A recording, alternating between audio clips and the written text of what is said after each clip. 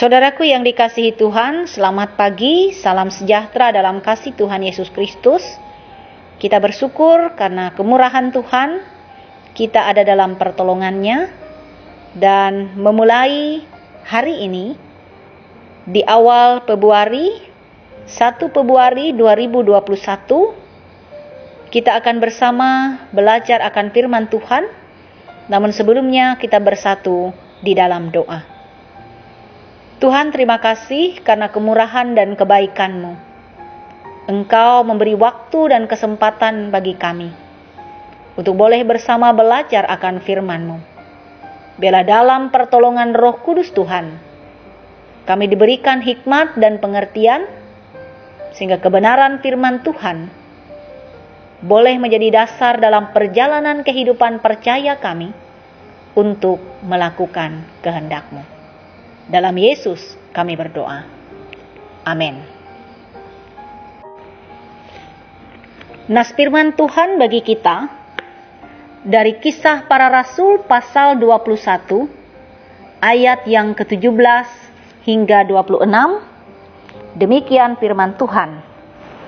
Pertemuan Paulus dengan Yakobus di Yerusalem.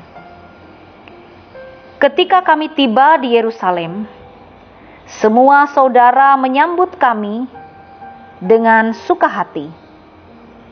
Pada keesokan harinya, pergilah Paulus bersama-sama dengan kami mengunjungi Yakobus. Semua penatua telah hadir di situ. Paulus memberi salam kepada mereka, lalu menceritakan dengan terperinci apa yang dilakukan Allah di antara bangsa-bangsa lain oleh pelayanannya. Mendengar itu mereka memuliakan Allah.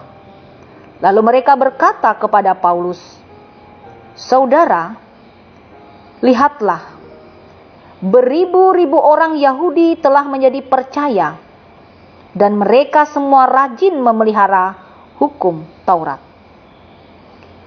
Tetapi mereka mendengar tentang engkau, bahwa engkau mengajar semua orang Yahudi yang tinggal di antara bangsa-bangsa lain untuk melepaskan hukum Musa. Sebab engkau mengatakan supaya mereka jangan menyunatkan anak-anaknya dan jangan hidup menurut adat istiadat kita. Jadi, bagaimana sekarang? Tentu mereka akan mendengar bahwa engkau telah datang kemari. Sebab itu, lakukanlah apa yang kami katakan ini. Di antara kami ada 4 orang yang bernasar. Bawalah mereka bersama-sama dengan engkau.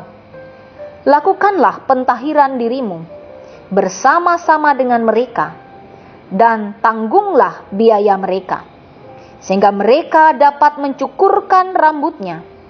Maka semua orang akan tahu bahwa segala kabar yang mereka dengar tentang engkau sama sekali tidak benar, melainkan bahwa engkau tetap memelihara hukum Taurat.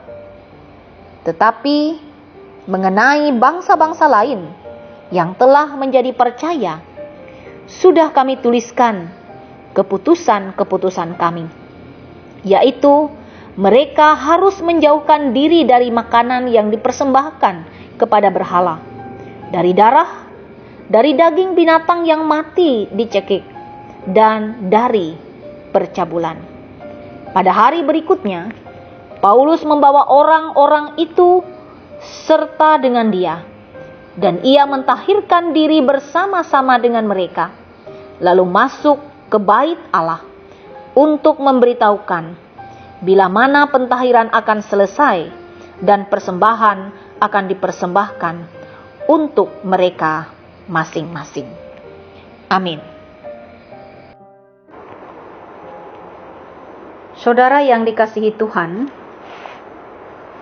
ketika Paulus berpisah dengan para pengikutnya,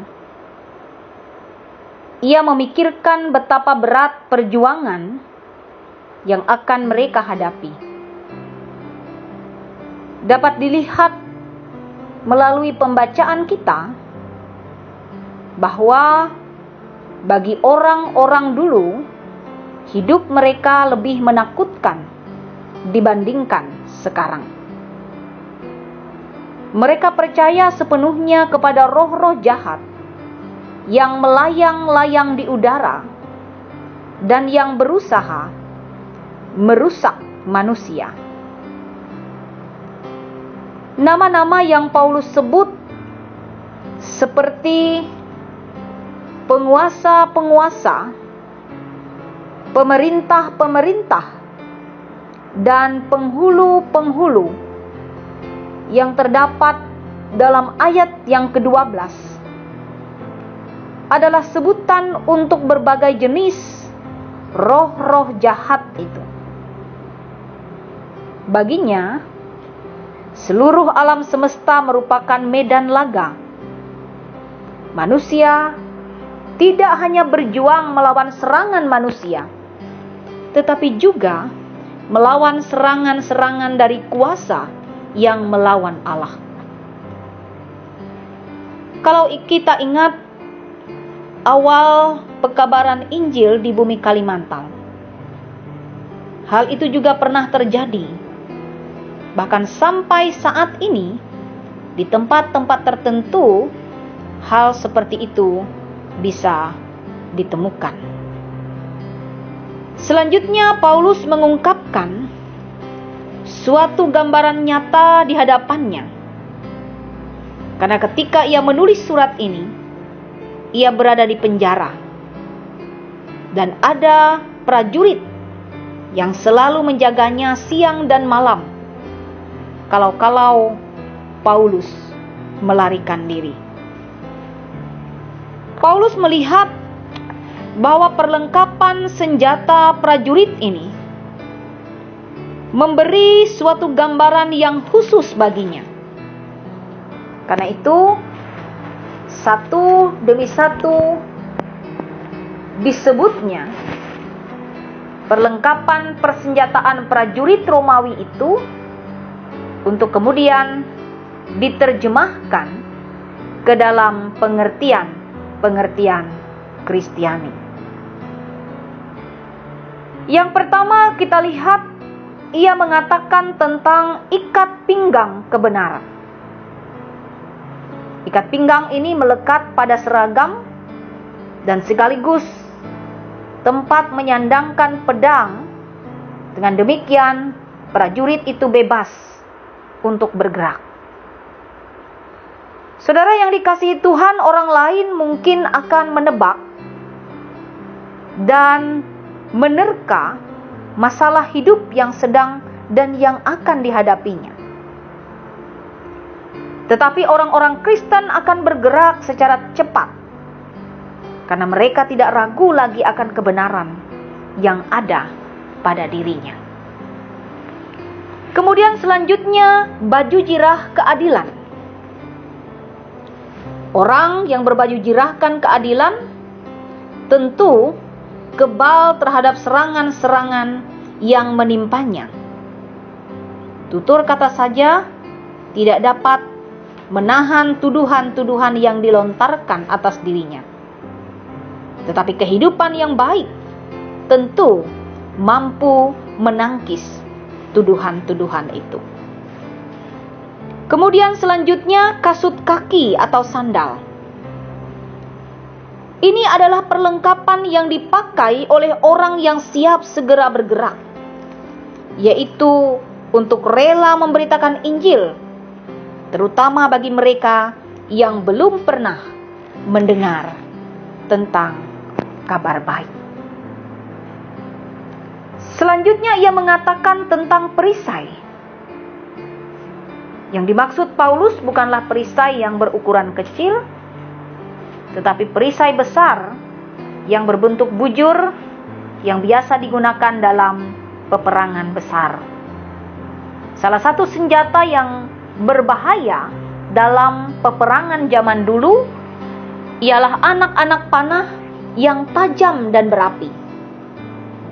Anak-anak panah itu dibidikkan setelah terlebih dahulu dicelupkan ke dalam ter atau aspal panas.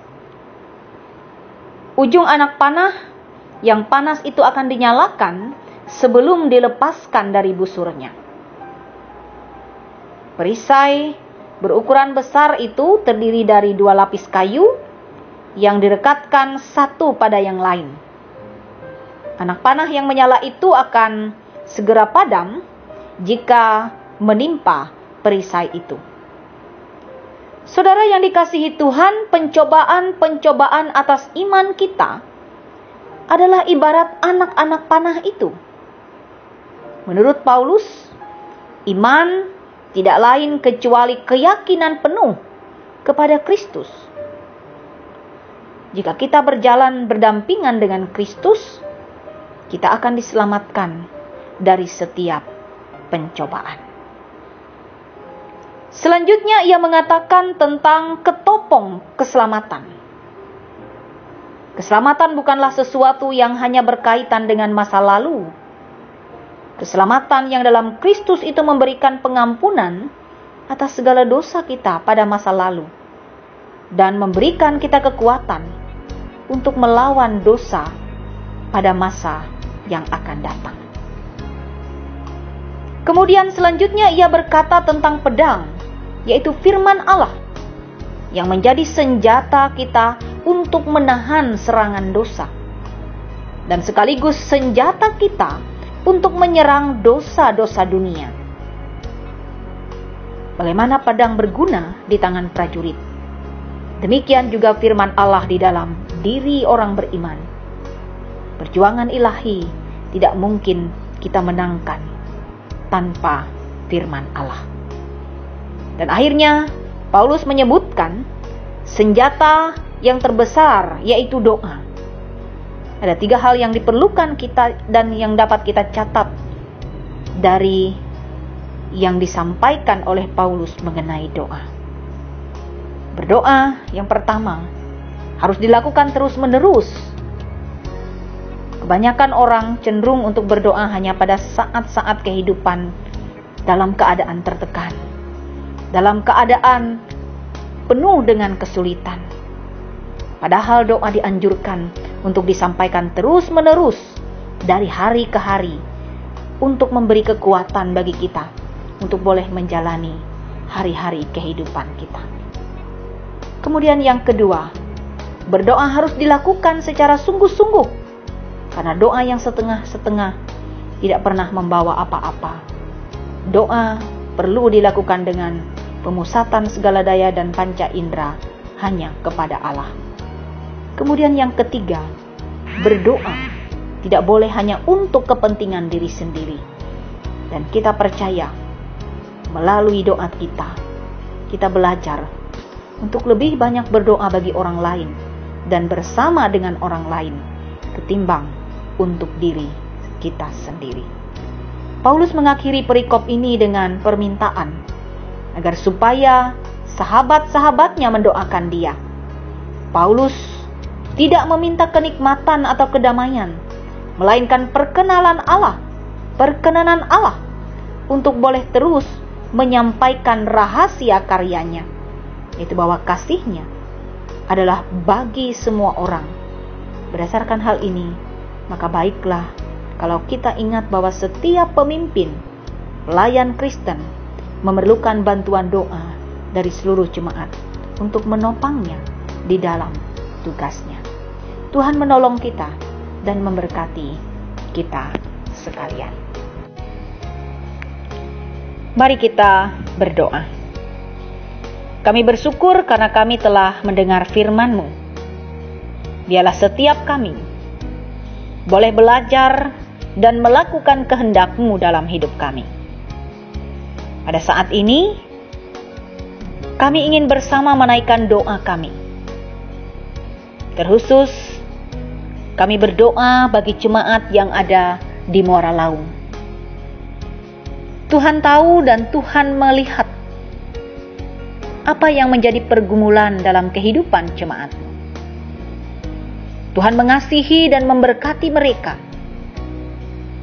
sehingga di tengah-tengah kehidupan masyarakat yang ada, warga jemaat-Mu, boleh tetap ada di dalam iman dan kasih di dalam Tuhan. Kami percaya kuasa kasih Allah yang memberkati kehidupan seluruh jemaat-Mu. Biarlah dengan segala keberadaan mereka, mereka boleh menjadi teladan yang baik bagi orang-orang yang ada di sekeliling mereka. Berkati mereka dalam kehidupan mereka masing-masing. Berikan kekuatan kesehatan, iman, kasih, dan pengharapan bertumbuh di dalam Tuhan. Sehingga dalam kebenaran-Mu, mereka boleh melakukan kehendak-Mu. Diberkati setiap tugas pekerjaan pelayanan yang ada di Jemaat Muara Laung. Sehingga apapun kondisi, apapun tantangan yang mereka hadapi, mereka tetap ada dalam persekutuan dalam jemaat, ada dalam persekutuan dengan Tuhan. Sehingga jemaat ini boleh tetap bertumbuh di dalam cinta kasih akan Tuhan. Kami percaya Bapa, pertolongan dan kemurahan-Mu hadir dalam kehidupan jemaat-Mu. Kami percaya Engkau juga akan memelihara setiap kami di masa pandemi yang kami hadapi saat ini. Pertolongan Tuhan memberkati kami sehingga tetap ada dalam keadaan kuat dan sehat. Biarlah kami dimampukan menjalani dan mengisi hari-hari hidup kami dalam kepercayaan, dalam iman, dan pengharapan di dalam Tuhan. Terima kasih Bapa. Kami serahkan kehidupan kami ya dalam nama Yesus Kristus Tuhan dan Juru Selamat kami yang sudah mengajar kami bersama berdoa demikian. Bapa kami yang ada di surga, dikuduskanlah nama-Mu, datanglah kerajaan-Mu, jadilah kehendak-Mu di bumi seperti di surga. Berikanlah kami pada hari ini makanan kami yang secukupnya. Dan ampunilah kami akan kesalahan kami, seperti kami juga mengampuni orang yang bersalah pada kami. Dan janganlah bawa kami ke dalam pencobaan, tetapi lepaskanlah kami daripada yang jahat. Karena Engkaulah yang mempunyai kerajaan, kuasa dan kemuliaan, sampai selama-lamanya. Amin. Amin. Tuhan memberkati engkau dan melindungi engkau. Tuhan menyinari engkau dengan wajah-Nya dan memberi engkau kasih karunia. Tuhan menghadapkan wajah-Nya kepadamu dan memberi engkau damai sejahtera.